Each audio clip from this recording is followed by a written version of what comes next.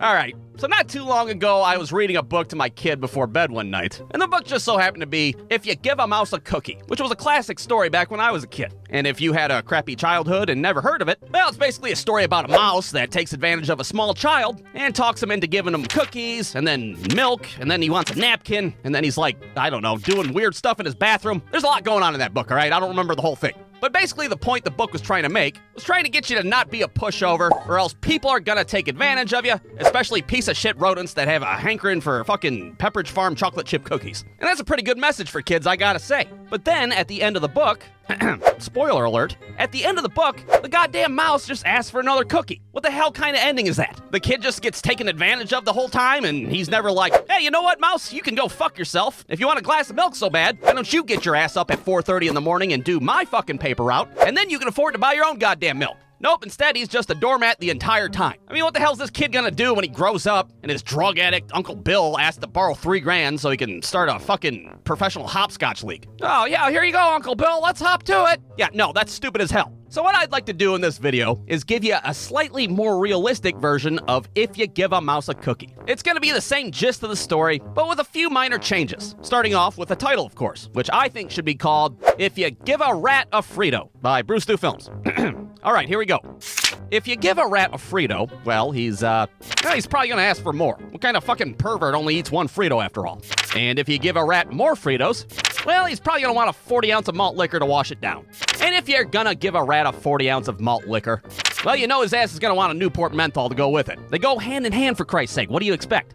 And if you're the type of weirdo that gives rats cigarettes in fucking 40 ounces, well, chances are the rat's gonna ask to sleep on your couch for a couple of nights, you know, just until his social security kicks in and he can get back on his feet. No big deal.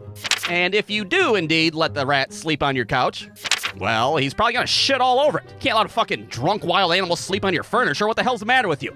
But if you do let a rat use your couch as his own personal toilet, well, don't be surprised if your wife packs her shit up and moves in with her sister because, well, she doesn't know who the fuck she's married to anymore. And if your wife indeed leaves you and you're suddenly roommates with a dirty-ass rat, well, the rat's probably gonna ask you to co-sign on an auto loan for him because, well, what the hell, you've done everything else he's asked. He knows your ass has pretty good credit, might as well take advantage.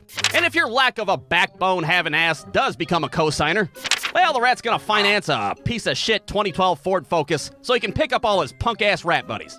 And if you let the rat do that, well, your house is gonna look like a fucking parking lot behind a Kmart. There's gonna be 40 ounces and rat shit and fucking Newport menthols all over the place. It's gonna be icky, icky, gross.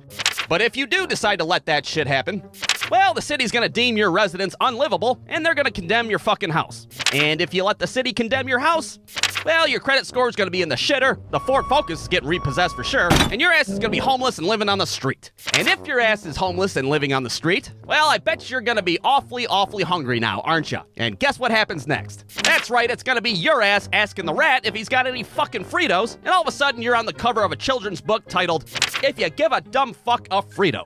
The end. So the moral of the story, boys and girls, is number one, don't be a spineless pushover piece of shit. Number two, professional hopscotch is stupid as hell and $3,000's gonna buy your Uncle Bill a whole lot of smack. And number three, and most importantly, don't give a rat a Frito or a mouse a cookie or a fucking hamster a hot dog. Don't give any food to any kind of rodents whatsoever. The end. BruceDude.com